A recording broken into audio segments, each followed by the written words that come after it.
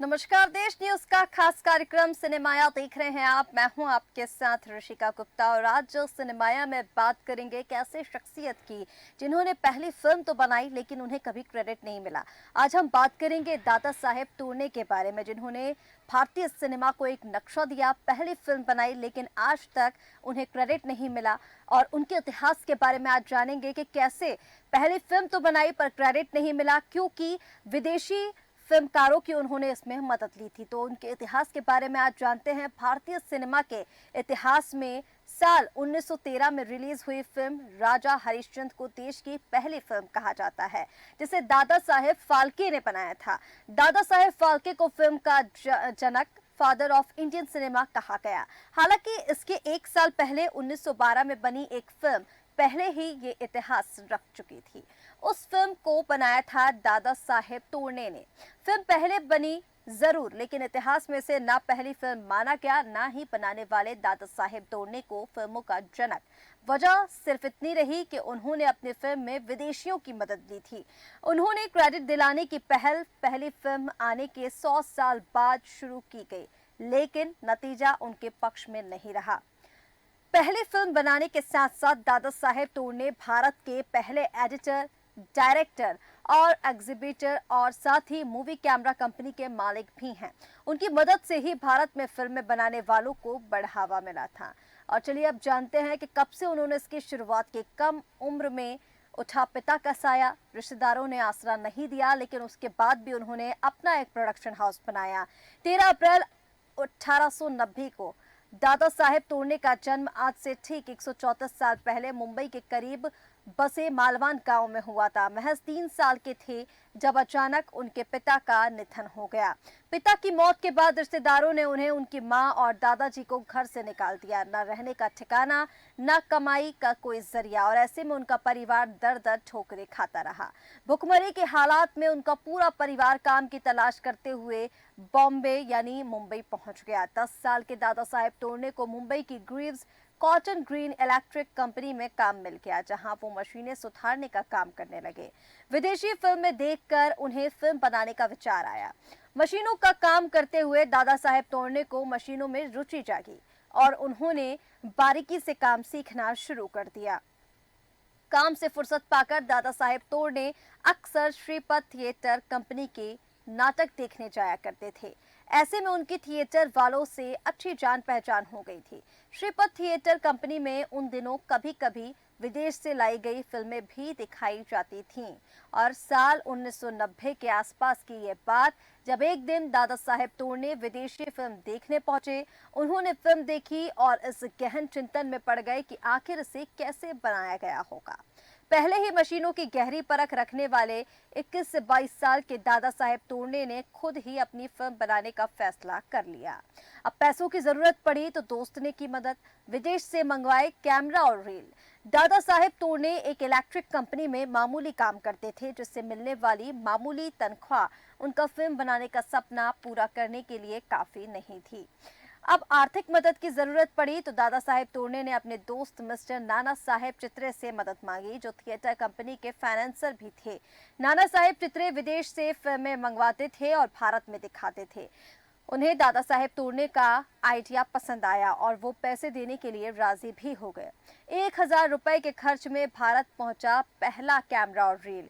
यानी ये उस वक्त की बात है जब कैमरा और रील मात्र 1000 रुपए में मिल जाया करता था। दादा साहेब टोरने ने पैसों का बंदोबस्त होते हुए लंदन की एक कंपनी से कैमरा, रील समेत फिल्म बनाने का हर जरूरी इक्विपमेंट खरीद लिया, जिसमें करीब 1000 रुपए का खर्चा आया। कंपनी ने कैमरे के साथ एक ऑपरेटर भी भेजा था, जिसने दादा साहेब टोरने को वीडियो कैमरा चलाना सिखाया। दादा साहेब टोरने भारत के पहले शख्स थे जिन्हें कैमरा हैंडल करने की तकनीक आती थी। इसके बाद उन्होंने नाना साहेब चित्रे और दोस्त रामराव कृतिकर के साथ मिलकर माइथोलॉजिकल प्ले श्री पुंडलीक लिखा। ये प्ले माइथोलॉजिकल कैरेक्टर पुंडलीक पर आधारित था। कलाकारों की फीस के लिए पैसे उधार लिए और उसके बाद उन्होंने फिल्म शूट की। स्क्रिप्ट तैयार होने के बाद दादा साहेब टोरने ने थिएटर ग्रुप के कलाकारों को फीस देकर फिल्म के लिए शूटिंग करने के लिए राजी कर लिया। फिल्म की मशीनरी खरीदने में उन्होंने सारे पैसे खर्च कर दिए थे और ऐसे में उन्होंने कलाकारों की फीस के साथ साथ ठहरने और खाने की व्यवस्था करवाने के लिए कुछ करीबियों से पैसे उधार लिए थे, जिसके बाद मुंबई के ग्रांट रोड के एक थिएटर में भारत के पहले फिल्म की शूटिंग हुई। शूटिंग के लिए उन्होंने मुंबई के ग्रांट रोड स्थित एक थिएटर को चुना। शूटिंग के समय कोई गड़बड़ ना हो इसलिए उन्होंने विदेश से जॉनसन नाम के कैमरामैन को बुलाया था, जिसने रिकॉर्डिंग में दादा साहेब तोड़ने की मदद की थी। कैमरा एक ही जगह सेट कर 22 मिनट के पूरे प्ले की रिकॉर्डिंग की गई। ये वो दौर था जब तकनीकों की कमी के चलते क्लोजअप शॉट, पेन और टिल्ट शॉट का विकल्प नहीं हुआ करता था। जब दादा साहेब तोड़ने ने वो रिकॉर्डिंग देखी तो एक ही कैमरा एंगल से शूट हुई फिल्म उन्हें पसंद नहीं आई। उन्होंने कैमरामैन जॉनसन से सलाह मशवरा कर अलग अलग एंगल से फिल्म शूट करने का फैसला किया। वो एक एंगल से एक रील में फिल्म शूट करते थे, फिर एंगल बदलकर दूसरी जगह नई रील का इस्तेमाल करते थे।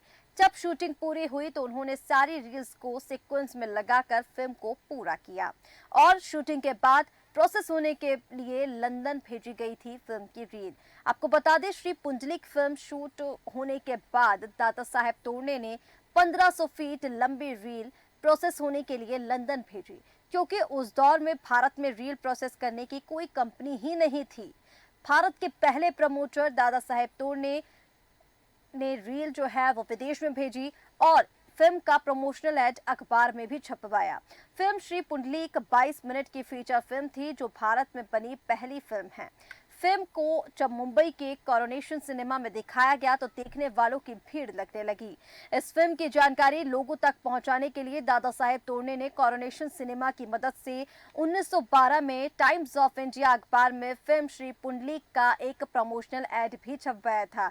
उस इश्तिहार से ये सभी तक पहुंच गया था और उसमें लिखा गया था कि पुंडलिक एक पॉपुलर हिंदू ड्रामा, मुंबई शहर की आधी हिंदू आबादी ने फिल्म देख ली है और हम चाहते हैं कि बची हुई आधी हिंदू आबादी भी इस फिल्म को जरूर देखे। तो ये वो विज्ञापन था जो टाइम्स ऑफ इंडिया अखबार में छपवाया गया था। अखबार में छपे इश्तिहार में फिल्म को फायदा मिला और लोग लगातार इस फिल्म को देखने पहुंचने लगे।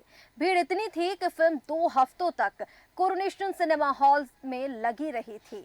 भारत के पहले डिस्ट्रीब्यूटर भी दादा साहेब तोड़ने ही हैं। आपको बता दें, पहली फिल्म श्री पुंडलिक बनाने के बाद दादा साहेब तोड़ने को उनकी कंपनी ग्रीव्स कॉटन इलेक्ट्रिक ने उनका ट्रांसफर कराची कर दिया। कराची में रहते हुए उनकी मुलाकात बाबू राव पाई नाम के एक शख्स से हुई जो फिल्मों में रुचि रखता था। दोनों ने मिलकर कराची में एक छोटा सा ऑफिस शुरू किया जहां वो विदेश से फिल्में मंगवा कर दिखाते। समय के साथ उन्होंने कराची, कोल्हापुर समेत कई शहरों में फिल्में डिस्ट्रीब्यूट करना शुरू कर दी। इस तरह दादा साहेब तोड़ने भारत के पहले फिल्म डिस्ट्रीब्यूटर बने। अब दादा साहेब तोड़ने ने बॉम्बे में मूवी कैमरा कंपनी की शुरुआत भी की थी। आपको बता दें, दादा साहेब इलेक्ट्रॉनिक कंपनी में काम करते थे, लेकिन जब फिल्म डिस्ट्रीब्यूशन से उनकी कमाई बढ़ने लगी तो उन्होंने नौकरी छोड़ दी। पहले विश्व युद्ध के समय दादा साहेब तोड़ने की अमेरिकन में अच्छी दोस्ती हो गई। उन्होंने अपने कॉन्ट्रैक्ट्स की मदद से भारत में मूवी कैमरा की कंपनी शुरू की, जिसके बाद दादा साहेब तोड़ने की कंपनी से भारत में बड़ी फिल्म मेकिंग हुई। दादा साहेब फाल्के के बाद भारत में कई अलग अलग लोग फिल्में बना रहे थे, लेकिन हमेशा फिल्म बनाने के लिए कैमरा और अन्य इक्विपमेंट्स को विदेश से ही मंगवाया जाता था।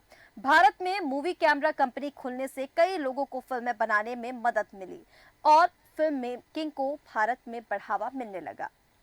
यानी पहले फिल्म मेकर जो थे वो दादा साहेब तोड़ने ही थे, जिनसे प्रेरणा लेकर आगे और भी फिल्में बनाई गई और भी कई सारे फिल्म मेकर्स उनसे प्रेरित होकर जो फिल्मों के इक्विपमेंट्स थे वो विदेशों से मंगाने लग गए और फिल्म बनाना शुरू की।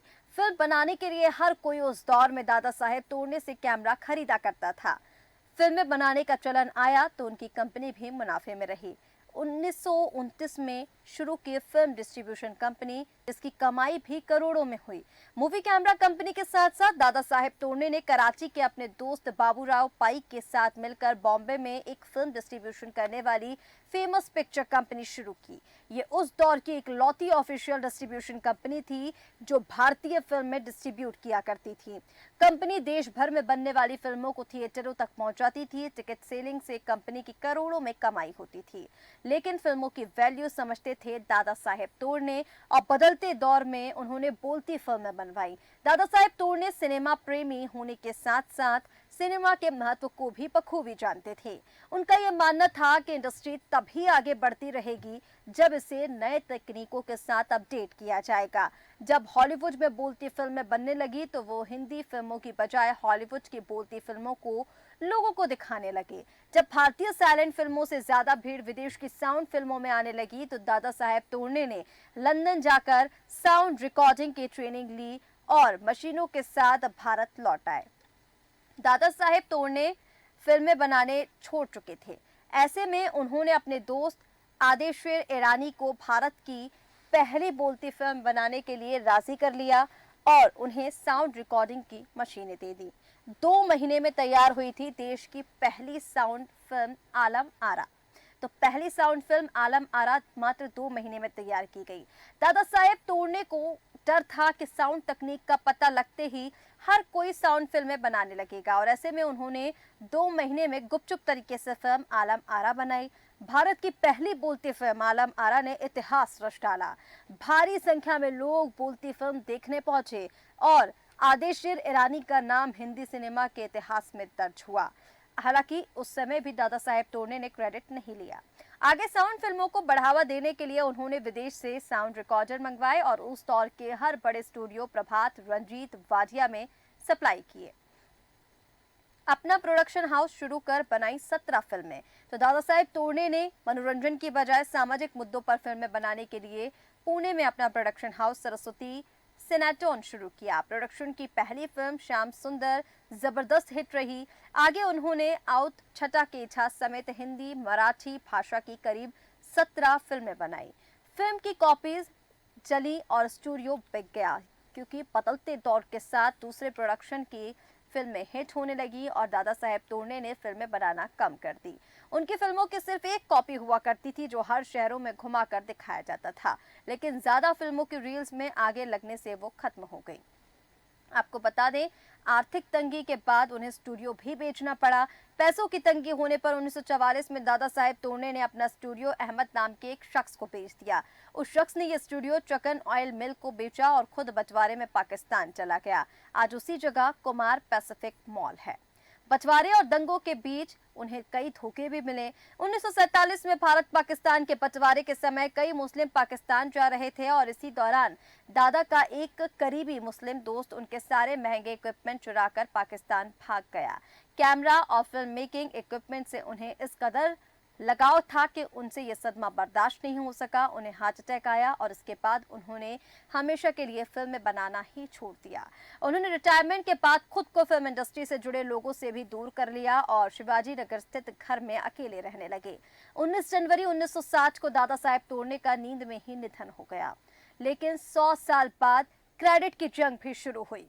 साल 2013 को दादा साहेब तोरणे के बेटे अनिल तोरणे, बहू मंगला तोरणे और मोशन पिक्चर प्रोड्यूसर एसोसिएशन के एसोसिएट विकास पाटिल ने बॉम्बे हाई कोर्ट में एक पिटीशन फाइल कर उन्हें क्रेडिट दिए जाने की मांग की थी। उनकी पिटीशन को ये कहते हुए खारिज कर दिया कि साल 1912 में बनी फिल्म श्री पुंडलीक एक प्ले की रिकॉर्डिंग थी।